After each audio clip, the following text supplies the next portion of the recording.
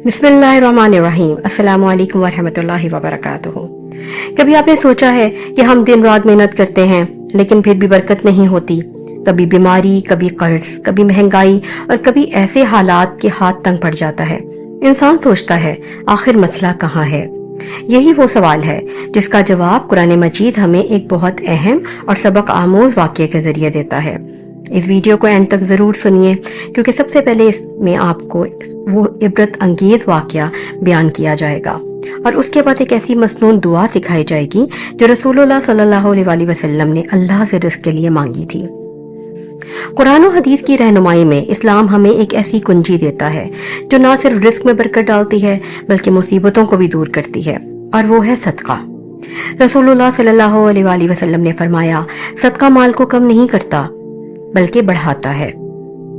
एक और रवायत में है, अपने माल को ज़कात और सदके के जरिए महफूज करो और अपनी बीमारियों का इलाज सदके से करो। कुरान मजीद में अल्लाह ताला ने फरमाया, जो लोग अल्लाह की राह में खर्च करते हैं उनकी मिसाल उस दाने की तरह है जो 7 बालियां उगाता है, हर बाली में 100 दाने। अल्लाह जिसके लिए चाहे कई गुना बढ़ा देता है। सूरह अल-बकरा आयत नंबर 261। आइए अब कुरान मजीद का इबरत अंगेज वाकया सुनते हैं जो कुरान में अल्लाह ताला ने सूरतुल कलम में आयत नंबर 17 से आयत नंबर 33 तक बयान फरमाया है। ये किस्सा है बाग वालों का। वाकया ये है कि एक नेक इंसान था जिसे अल्लाह ने एक फलों से भरा हुआ बाग अता किया था। जब भी बाग की फसल तैयार होती वो सबसे पहले गरीबों, यतीमों और मस्कीनों को इनका हिस्सा देता। इसके दिल में ये यकीन था कि रिस्क बांटने से कम नहीं होता बल्कि बढ़ता है।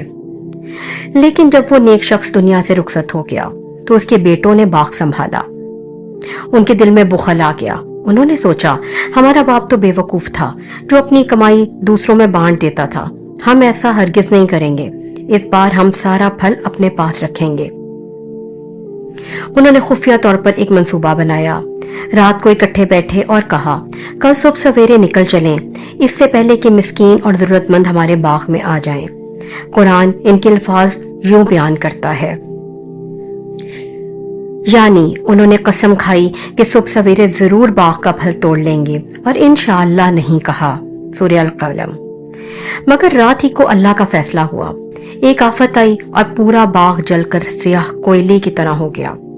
जब सुबह वो बड़े फख्र से बाग की तरफ निकले तो एक दूसरे से कहने लगे, चलो जल्दी करो ताकि कोई मिस्कीन रास्ते में ना आ जाए। मगर जब बाग के करीब पहुंचे तो आंखों पे यकीन ना आया।